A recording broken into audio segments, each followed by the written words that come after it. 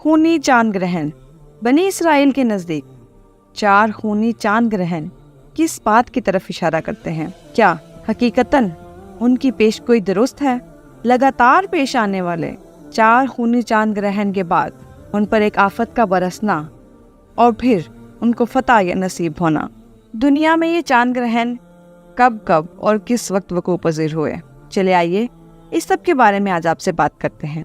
دنیا بھر کے یہودی گزشتہ 2000 سال سے چاند گرہنوں کا مطالعہ کرتے چلے آ رہے ہیں۔ یہودیوں میں تصوف کی ایک بہت بڑی تحریک قبالہ 3000 سال سے گرم ہے۔ مدتوں ان کے ہاں تصوف کا علم زبانی طور پر منتقل کیا جاتا تھا، مگر چند سو سال پہلے ان کے ہاں تصوف کے لٹریچر نے جنم لیا اور اس سلسلے میں 3 کتابیں باہیر، سفر رازیل، حمالق اور زہر لکھی گئی۔ آج بھی یہ سلسلہ ہے تصوف قبالہ کی رہنما تصانیف مانی جاتی ہیں۔ یہودی علم و نجوم سے بالکل دور رہتے ہیں، بلکہ اسے حرام قرار دیتے ہیں، مگر چاند اور سورج کے گرہنوں کے دوران زمین پر وقوع پذیر ہونے والی تبدیلیوں کا مطالعہ اپنی مقدس کتابوں کی روشنی میں ضرور کرتے ہیں۔ ان کے نزدیک تاریخ میں جب کبھی 4 خونی چاند گرہن ایک ترتیب میں آئیں تو بنی اسرائیل پر ایک آفت ضرور ٹوٹی، مگر اس آفت کے بعد ان کی یقینی فتح ضرور ہوتی۔ یہودیوں نے ایسے بڑے واقعات کی ایک تاریخ مرتب کر رکھی ہے۔ اس سارے عمل کو وہ ایلی یعنی اللہ کی نشانیوں میں سے ایک واضح نشانی جانتے ہیں۔ ان چاند گرہنوں کی اہمیت اس وقت ہوتی ہے جب یہ 4 خونی چاند کسی نہ کسی یہودی مذہبی دن کے آس پاس ظہور پذیر ہوتے ہیں۔ یہودی گزشتہ 50 سال سے ایسے 4 خونی چاند گرہن کا انتظار کر رہے تھے اور اسرائیل کے معبدوں میں اس کے لیے مستقل دعائیں اور دیوار گریا پر عبادت ہو رہی تھی۔ ان میں پہلا خونی چاند گرہن 15 اپریل 2014 کو لگا۔ اس دوران یہودیوں کا مشہور ترین تہوار یدش، جسے انگریزی زبان میں پاس اوور کہتے ہیں، وہ منایا جا رہا تھا۔ یہ تہوار 7 دن تک چلتا ہے۔ اس دوران یہودی ایک مخصوص روٹی پکاتے ہیں اور معبد یعنی دیوار گریا کے سامنے قربانی کرتے ہیں۔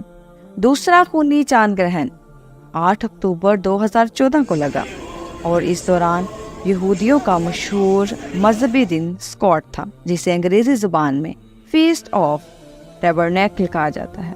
اس تہوار کے آخر میں ان کا مقدس ترین دن یوم کپور آتا ہے۔ یہ دن یہودیوں کی مصر سے صحرائے سینا کی طرف روانگی کی علامت ہے۔ اور تیسرا خونی چاند گرہن 4 اپریل 2015 کو طلوع ہوا اور یہ بھی یدش کے دنوں میں ہوا۔ اور چوتھا اور آخری خونی چاند گرہن 28 ستمبر 2018 کو سکاٹ کے دنوں میں لگا۔ ان 4 چاند گرہنوں کے حوالے سے یہودی علماء نے یہ پیش گوئی کی کہ جلد اسرائیل کے لیے کسی ایسی جنگ کا آغاز ہوگا جس میں ابتدائی طور پر انہیں شکست ہوگی اور انہیں ظلم سے دوچار ہونا پڑے گا، مگر اس کے آخر میں یہودیوں کو مکمل فتح حاصل ہو جائے گی۔ اور ان کے اخبارات، رسائل اور میڈیا اس عمل کو ٹریجڈی اینڈ دن ٹرمپ کا ٹائٹل دیتے ہیں، یعنی غم و اندوہ کے بعد کامیابی۔ اسی پس منظر میں دنیا بھر کا یہودی میڈیا اور ان کے زیر اثر مغربی میڈیا عرب ممالک میں آنے والی 2011 کی عرب بہار کو مسلم امہ کی خوفناکی سے تعبیر کرتے رہے اور بتاتے تھے کہ عرب ممالک اب پوری دنیا کے لیے ایک خطرہ بن چکے ہیں۔ اس کے ساتھ ساتھ وہ یہ نظریہ بھی پیش کرتے تھے کہ اب امریکہ دنیا میں امن و امان قائم کرنے کے قابل نہیں رہا اور اس کی جگہ اسرائیل کو خود آگے بڑھ کر مسلمانوں کی اس عالمی دہشت گردی کو روکنا چاہیے۔ عرب بہار کی بے چینی سے فائدہ اٹھا کر ان ملکوں میں مکمل تباہی کا رستہ ہموار کیا گیا اور یوں مصر کے مرسی اور لیبیا کے قذافی کو نشان عبرت بنایا گیا۔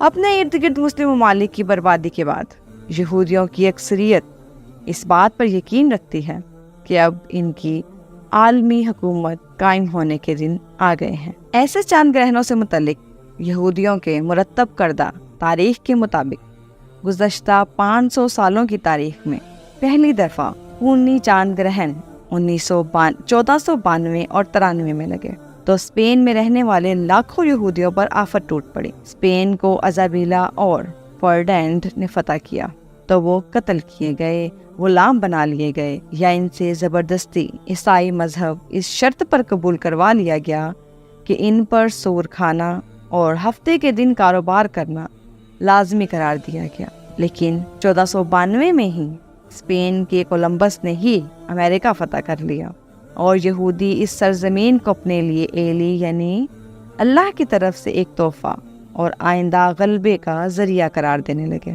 یہودی وہاں جا کر آباد ہو گئے اور آج وہ اس کی سیاست، معاشیت اور میڈیا پر مکمل طور پر قابض ہیں۔ دوسری دفعہ ایسے 4 خونی چاند گرہن 1949 اور 50 میں ظہور پذیر ہوئے۔ اسرائیل وجود میں آ چکا تھا۔ ڈیوڈ بن گوریان کی حکومت بن چکی تھی۔ اس حکومت کے خلاف 7 عرب ممالک کی افواج متحد ہو کر حملہ آور ہوئیں۔ اسرائیل کے پاس صرف ایک ٹینک تھا، لیکن قوم پرست عربوں کے پاس 200 ٹینک تھے۔ اسرائیلی آج بھی یہ سمجھتے ہیں کہ ایلی نے انہیں ان قوم پرست روس نواز عربوں پر فتح عطا کی۔